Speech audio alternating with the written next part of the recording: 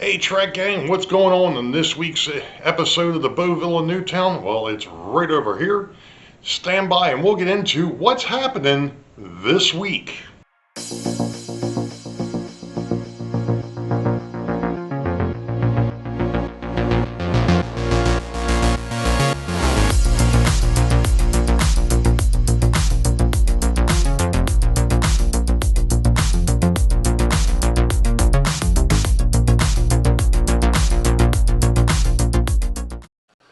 Well, hello Track Gang and welcome to episode 33 for 2024. It happens to be December the 1st of 2024. Get an interesting project that we're going to work on. But first, a couple things I do want to touch on just real quick. First off, if you didn't catch it, there will be a link in the description to the 1950s Tyco switcher. Pulling the 3 cars in the caboose that it came with, running southbound on the Boeville in Newtown. I've already seen some really interesting comments on that, one of them being how smooth that thing runs and how quiet it is for its age. To be perfectly honest, I mean, when you're actually in the room with it, it's a little noisy. But considering the fact that it's almost 70 years old, that thing is still chugging right along. I don't, like I've mentioned in the past, that particular steam engine and the Varney Docksider that I've got that were my dad's, I do not run them. It's not that I'm afraid to, it's just that I know getting parts for them are getting harder and harder to find, if you can find them at all. And I don't want them to have any type of a problem, especially since I still have the original boxes, which you actually see in that video if you watch closely as it gets closer or as it passes the southbound yard, or the south yard, not the southbound, but the south yard. You'll see the 3 boxes sitting there for the cars, for the rolling stock. The locomotive box is actually packed away with the rest of the locomotive boxes under the layout. So that was that. Number 2 will be the fact that, as you all know by now, you've seen and heard, and if you haven't, we've got 2 new members for Sidetrack Sunday now. Brian from the Iron Horse Railroad, the Denver and Rio Grande Western, and Bob over at PK&W Model Works. Their links are in the description below. They will actually have shows coming up in December. We were thinking that they wouldn't start really until January, but we realized that with the holidays and all, you know what, we're going to let them, we're going to give them trial by fire by the end of the month. So they will be handling the 2 Sidetrack Sundays coming up at the end of the month.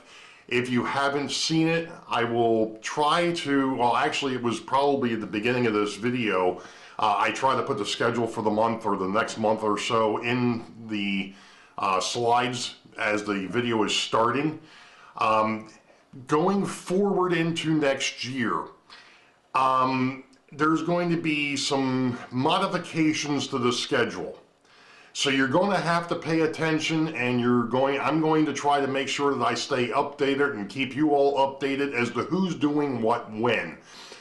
The reason being is we had some things that we had to work around. My schedule, John's schedule, Brian's schedule, Dave's schedule, and Bob's. So there's going to be some flip-flopping. It's not going to be where John was number 1, Dave was number 2, Nisi was number 2, so on and so forth. I was in the number 4 slot. Next year there's going to be a lot of fluctuation in that schedule. I have posted that to the Sidetrack Sunday Facebook page. Again, I will try to make sure that everything stays up to date. I will also post it to my community page, which I haven't done yet. I need to do that. I will update the patrons, so on and so forth, so that way you all know who is doing Sidetrack Sunday.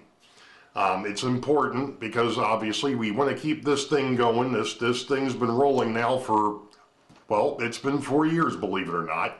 And we've had some great hosts along the way. things have changed for some. You know, Jason had issues with work, and Heath went off and did his own thing. Nisi and Rick had personal issues that they had to address, and that's the reason why they've taken a back seat for the moment. They may end up having cameos in the future. Who knows what's going to go on? But for right now, it was better to go ahead and do what we've got. So that's where we're at. Anybody wants to know, that's what's going on. We've already had one meeting amongst the five of us. We're going to have another one because of a scheduling conflict. We're going to get things straightened out, make sure we get at least the first quarter of next year nailed down, and then we're going to go on from there. So, what am I working on today? Well, I've got an interesting project, as I mentioned, and I didn't bring it over here yet. I just got back from Home Depot, and I didn't bring the project. So let me go grab the project. We'll bring it over here to the table because that's going to be the easiest place to work on it, and we'll dig in. So give me a minute. We'll be right back. Okay, for those that have actually been over to the house, they may have noticed this thing kicking around between the two shelves that I've got, bookshelves that I've got sitting over there that have extra locomotives, the steam locomotives, my display stuff, some extra stuff, some magazines, so on and so forth. But this has been kicking around between the two of them, and the wife has been after me to go ahead and mount this thing to the wall so I can she wants the stuff. I don't know if it's going to show up on camera, but if you look back between this thing on the hearth, there is a whole bunch of mugs and glasses and stuff, and she's like, can you do me a favor and get that stuff off the mantle? Maybe put it on that shelf that you've got that's been sitting there on between the two. I'm like, okay, fine. So what this actually is, or what we believe it is an old medicine cabinet type thing, or an old medicine shelf that used to be in the guest bathroom upstairs, which is really my daughter's bathroom at the moment. The reason why we believe that is because of the fact that some of the white paint has chipped off, and gee, what do you know what's behind it? That wonderful Pepto-Bismol pink. So, this is a fairly heavy, it's a fairly nice shelf. The problem is there's really no way to mount it to the wall. So, what I'm going to do, and I went out to Home Depot today, and there's these two little slots back here on either side, and I doubt that they're going to show. There we go. All right, so we've got two little slots here and two little eye hooks. I'm going to get rid of the eye hooks, and what I bought are little plates, and I'm hoping that these will fit in, and of course they don't. Of course, that would have been too stinking easy, which means I'm going to have to do a little bit of modification to this thing. But the thought is I go ahead and I put this in there, and I can actually drop it down a little bit further, maybe even, and I can go ahead and put a screw in there, and then I can screw this to the wall, and we'll be done. And then that way it'll be mounted to the wall, and I can go ahead and do a little bit of touch-up paint to it if I need to, and we'll go from there. So that's the project. We're going to go ahead and dig into this dude and see what we got. So let me go ahead and get some tools over here, and we'll go from there. Well, I was going to go cutting into this thing, but then I realized that these brackets that I bought are longer than what they needed to be, and there's plenty of meat there, and as long as I use a long enough screw, I actually used one of these, I think I'm going to be okay. So I'm going to go ahead and do the other side, and we'll be back. It's interesting, I forgot to hit record. Okay, so there's the second one. Same thing. So, and I was just looking at making sure that I can get a screw in here, which I can. That's not a problem. And I've actually got wall anchors over here because I know that the down here it's all sheetrock, And I'm not sure where the studs are, although I think there might be one behind the camera, but we won't go there. Anyway, we'll be back. Voila, it's in place. Woohoo! The one thing I did notice is that the shelf on the right isn't square. So there's a bit of a gap, but that's okay. It's level, so, or at least mostly level, so we'll go with it. Alrighty, there we go.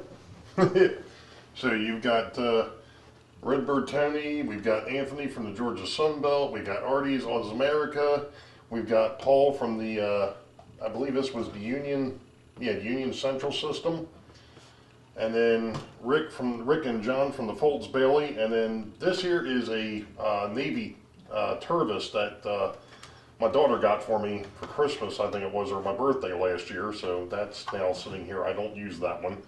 And of course she had a train, I don't know where this came from, it was a train card ornament. Of course I've got business cards and stickers. Eventually I'm going to have over at the dispatcher station, I'm going to have a pegboard, well not a pegboard, but a cork board over there. And that's where I'll put a lot of the business cards and stickers, because I really don't want to put them on the edge of the layout because the edge of the layout isn't finished yet. So, and it won't get finished until I get finished putting up, or finished with the scenery, which at this point is taking me first thinking ever. So, but I did get something today that is going to help me out, I hope. I went and got some Clearcoat at the store. So that will be one of those things that'll be coming up shortly. But we're going to stop here for a bit. I'm actually going to get some things together and possibly do some work back at the bench. So we'll be back. All right, Track Gang. So the other day, I went to Michael's, the art supply store, you know, and on the recommendation of getting a, what am I looking for here? Getting in some sort of a dull coat to put over the brick wall so that when I went to put the mortar on, I wasn't wiping off the original paint that I put on, the red paint. So this creates a slight issue. And that being that it's now winter time. It's freaking cold. I mean, this week I think we got into the high 30s, maybe tickled 40 the other day. Today I don't think we got out of the 30s, and the wind was blowing like 30 or 40 mile an hour. So it's been cold here. It happens to be Thursday. Any rate, went looking for a dull coat. The problem is that since I'm using acrylics, I kind of wanted to stay with an acrylic dull coat or a sealant. The issue became the fact that most of it that I found is in spray form, and it's flammable. So that's not real good when you're trying to do work in the basement where the furnace is right around the corner. So I went to Michael's and I actually found acrylic. This is acrylic medium. This is a matte varnish, and it's in liquid form. Now, this stuff, this stuff's rather unique. The first thing is the bottle tells you not to shake it, to gently stir it, and that the paint that you put on before you use this should dry 72 hours to 2 weeks. Seriously? Depending on the thickness, stir gently before use. Do not thin with water, and apply 2 to 3 thin coats, allowing 3 hours to dry between coats. Okay. fine. Well, the funny thing of it is this wall, this brick wall that I've got sitting over here, has now been drying for over a month. So I think I'm in pretty good shape there.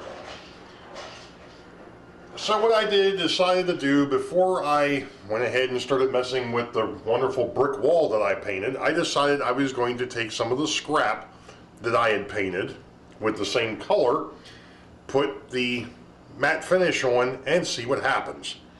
And then I was going to put mortar on. Well, this was the first test piece, and that's not going to show up real well on camera.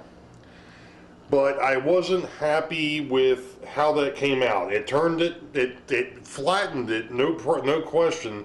And the tan that I used definitely changed the color, which is fine.